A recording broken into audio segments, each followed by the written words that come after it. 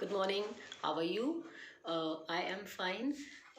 आज I'll start a new chapter, which is chapter 16, and this chapter is sustainable management of natural resources, right? And अगर तुम्हें याद हो, हम लोगों ने 9th स्टैंडर्ड में एक चैप्टर किया था which was natural resources. In that chapter हमने किया था कि नेचुरल रिसोर्सेज क्या हैं, all those things which are present in nature. वो सारी चीज़ें जो नेचर में प्रेजेंट हैं, जिसको human beings, animals, plants, basically सारे ऑर्गेनिजम्स अपने लिए यूज़ करते हैं ताकि वो सर्वाइव कर सकें, राइट? नेचुरल रिसोर्सेज में हम लोगों ने मेन जो नेचुरल रिसोर्सेज किए थे वो थे एयर या एटमॉस्फेयर, सॉइल या लिथोस्फेयर, वाटर या हाइड्रोस्फेयर, राइट? और जहाँ ये सारी चीज़ें मिल के लाइफ को पॉसिबल करते हैं, ऑर्गेनिजम्स को ज़िंदा रहना पॉसिबल करते हैं, that was known as biosphere. ठीक है. अब इस चैप्टर में हम लोगों ने जो नेचुरल रिसोर्सेज पढ़े थे, उन नेचुरल रिसोर्सेज को मेंटेन कैसे करना है वो उसके बारे में हम पढ़ेंगे. ठीक है. अब सबसे पहली चीज़ जो हम इस चैप्टर में याद रखेंगे, हम लोगों ने लिखा है sustainable maintenance of natural resources. Sustainable क्या होता है?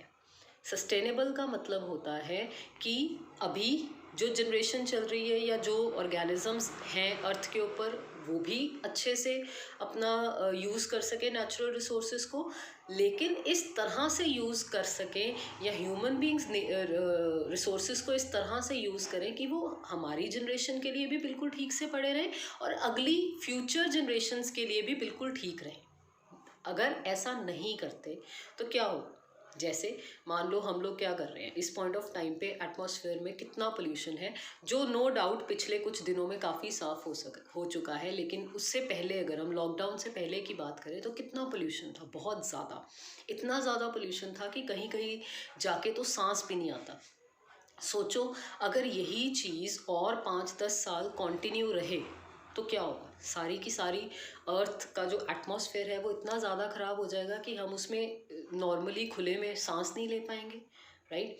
तो इस तरह से पोल्यूशन को कम करना, इस तरह से वो जो हम लोगों ने water pollution, soil pollution, air pollution के बारे में पढ़ा था, इस तरह से उन पोल्यूशंस को कंट्रोल करो ताकि जितनी भी फ्यूचर जनरेशन्स हैं उन तक भी यही नेचुरल रिसोर्सेज जो हम यूज़ कर रहे हैं वो पहुंच जाए. ये ना हो कि पानी नहीं मिल रहा तो सारी जनरेशन वाइप आउट हो गई, मर गई, या हवा साफ़ नहीं है तो कितने लोग मर जाएं. ये सारी चीज़ों को अवॉइड जो करना है वो हम इस चैप्टर में पढ़ेंगे. अब बिफोर वी एक्चुअली स्टार्ट कि कैसे हम सस्टेनेबल मैनेजमेंट कर सकते हैं, कैसे हम नेचुरल रिसोर्सेज को अपने लिए और फ्यूचर जनरेशन्स के लिए सिक्योर कर सकते हैं, हम पहले एक एग्जाम्पल पढ़ते हैं इस चैप्टर में, which is about the pollution of the Ganga. Ganga क्या है? It is one of the Holi reverse of India. बहुत ज़्यादा इंडियंस जो हैं या हिंदूज़ बेसिकली जो हैं वो उसको होली रिवर मानते हैं कि उसमें अगर हम डुबकी लगाते हैं तो पाप धुल जाते हैं एंड एवरीथिंग. गंगा बहुत बड़ा स्पैन जो है इंडिया में कवर करती है. एंड में जाके वो ओशन के अंदर ड्रेन आउट होती है, ऐसा ही है.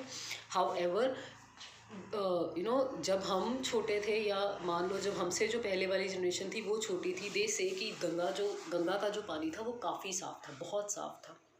हाउएवर जब हम छोटे थे तब ठीक था. अब गंगा का पानी बहुत ज़्यादा गंदा हो चुका है. So in all these years Ganga का जो पोल्यूशन लेवल है वो बढ़ता ही गया. अब वो पोल्यूशन कैसे होता है ये हम लोगों ने लास्ट ईयर कॉजेज़ में देखा.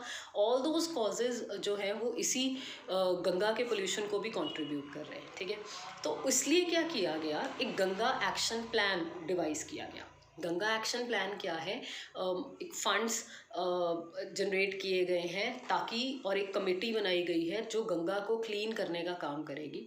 वो गंगा एक्शन प्लान वाला जो क्वेश्चन है, this generally comes as a 2 or 3 marks question in your board exam, right? So it is directly given in your book.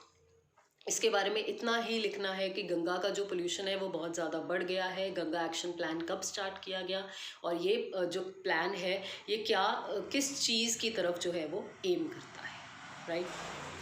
अब आते हैं एक्चुअल इस चैप्टर पे कि कैसे नेचुरल रिसोर्सेज को सस्टेन किया जा सकता है.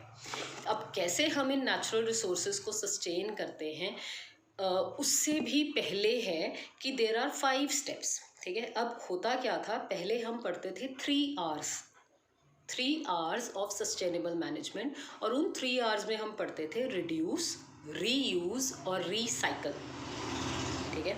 हाउएवर अब वो हो गए हैं 5 आवर्स, 5 आर, ठीक है। और 5 आर का मतलब क्या है, आर से स्टार्ट होने वाले ऐसे 5 वर्ड्स जो एक मंत्र की तरह काम करते हैं, विच आर द मंत्रा, ताकि हम ओवरऑल जो अर्थ के रिसोर्सेज को बचा सके, उनकी सस्टेनेबल मैनेजमेंट कर सकें, ताकि वो रिसोर्सेज जो हैं अर्थ में से ख़त्म ना हो। सबसे पहला मंत्रा और the first R is refuse. Refuse का मतलब होता है मना करना। हर उस चीज़ को खरीदने से मना करो जो आपको नहीं चाहिए। हर उस चीज़ को खरीदने से मना करो जो नॉन बायोडिग्रेडेबल है, जैसे प्लास्टिक पॉलीबैग्स या जो डिस्पोजेबल्स होते हैं जो एक ही बार यूज़ हो सकते हैं और उसके बाद उनको थ्रो ही करना पड़ता है, वो रिसाइकल भी नहीं होते, ठीक है। सो हर उस चीज़ को रिफ्यूज़ करना, this is the first Mantra. Second Mantra is reduce. जिस चीज़ को रिफ्यूज़ नहीं कर सकते, यूज़ करना ही है, जिसके बिना नहीं सर रहा, उसकी यूज़ को कम करो, रिड्यूस करो। जो हम प्लास्टिक वेस्ट या नॉन बायोडिग्रेडेबल वेस्ट जनरेट कर रहे हैं, उनको रिड्यूस करो, को कम करो। तीसरा मंत्रा है रीयूज़। जो चीज़ें दोबारा, रीयूज़, री का मतलब होता है दोबारा, यूज़ का मतलब है ऑब्वियसली जो यूज़ करना। जो चीज़ें दोबारा दोबारा यूज़ हो सकती हैं उनको दोबारा दोबारा यूज़ करो। जैसे हम क्या करते हैं, वो पॉलीथीन बैग्स मिलते हैं तो उसको हम क्या करते हैं, संभाल लेते हैं, फिर जब कभी यूज़ करना होता है तो कर लेते हैं। तो इसी तरह उसको रीयूज़ करो। हर चीज़ को एक बार यूज़ करके फेंको नहीं, ताकि पोल्यूशन जो है वो कम हो जाए। Next, fourth mantra is repurpose. दोबारा से किसी चीज़ का पर्पस ढूंढो। तो इसका मतलब है, जैसे मान लो कोई चीज़ एज इट इज़ दोबारा यूज़ नहीं हो सकती, तो उसका कोई और पर्पस ढूंढ लो, राइट। जैसे क्या होता है, आजकल हम लोग यूट्यूब पे, फेसबुक पे बहुत सारी वीडियोस देखते हैं जिसमें लोग पुरानी टूटी फूटी या पुरानी चीज़ों से कुछ ना कुछ क्राफ्ट्स बना के नई नई चीज़ें बनाते हैं। जैसे कोई कप टूट गया तो उससे फ्लावर पॉट बना लिया या कुछ, उसको बोलते हैं रीपर्पस करना। और लास्ट मंत्रा है रीसाइकल करना। रीसाइकल का मतलब क्या है, जैसे कागज़ है, हम जो कॉपी, किताबें, अखबारें रद्दी वालों को देते हैं, वो वापस जाती हैं कागज़ की फैक्ट्री में, उसको पल्प से दोबारा करके दोबारा कागज़ बनाया जाता है। इसको बोलते हैं रीसाइकल करना। तो ऐसे बहुत सारी चीज़ें हैं जो रीसाइकल की जा सकती हैं, ठीक है। फॉर टुडेज़ टॉपिक हम यहाँ तक ही करेंगे, and you have to read the first 3 pages of this chapter before 16.1 कि हमें नेचुरल रिसोर्सेज को मैनेज क्यों करना है। Thank you.